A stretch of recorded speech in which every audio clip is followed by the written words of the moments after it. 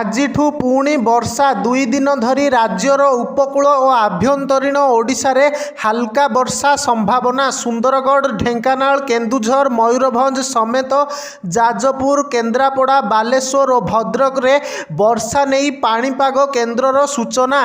ଆଜିଠୁ ରାଜ୍ୟରେ ବଦଳିବ ପାଣିପାଗ। 2 ଦିନ ଧରି ରାଜ୍ୟରେ ବର୍ଷା ସମ୍ଭାବନା ରହିଥିବା ସୂଚନା ଦେଇଛି ଆଞ୍ଚଳିକ ପାଣିପାଗ କେନ୍ଦ୍ର। ଉପକୂଳ ଏବଂ ଆଭ୍ୟନ୍ତରୀଣ ଓଡ଼ିଶାରେ ହାଲକା ବର୍ଷା ହେବ। ରାଜ୍ୟର ବିଶେଷ କରି ସୁନ୍ଦରଗଡ଼, ଝାରସୁଗୁଡ଼ା, ଢେଙ୍କାନାଳ, କେନ୍ଦୁଝର, ମୟୂରଭଞ୍ଜ, ଯାଜପୁର, ବାଲେଶ୍ୱର, କେନ୍ଦ୍ରାପଡ଼ା, ଭଦ୍ରକ ଜିଲ୍ଲାରେ ବର୍ଷା ନେଇ ପୂର୍ବାନୁମାନ କରିଛି ପାଣିପାଗ କେନ୍ଦ୍ର। ଆଜି ସକାଳୁ ଟ୍ୱିନ୍ ସିଟି କଟକ ଓ ଭୁବନେଶ୍ୱରରେ ଘନ କୁହୁଡ଼ି ଦେଖିବାକୁ ମିଳିଥିଲା।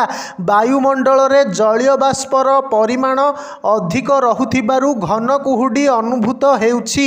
କୋରାପୁଟ, ରାୟଗଡ଼ା, କଳାହାଣ୍ଡି, କନ୍ଧମାଳ ଓ ନୟାଗଡ଼ରେ କୁହୁଡ଼ି ଦୃଶ୍ୟମାନ ହେବ। ଦକ୍ଷିଣ ଓଡ଼ିଶାରେ ହାଲୁକା କୁହୁଡ଼ି ସହ ଉତ୍ତର ଓଡ଼ିଶାରେ ବର୍ଷା ସମ୍ଭାବନା ଥିବା ସୂଚନା ଦେଇଛି ପାଣିପାଗ ବିଭାଗ।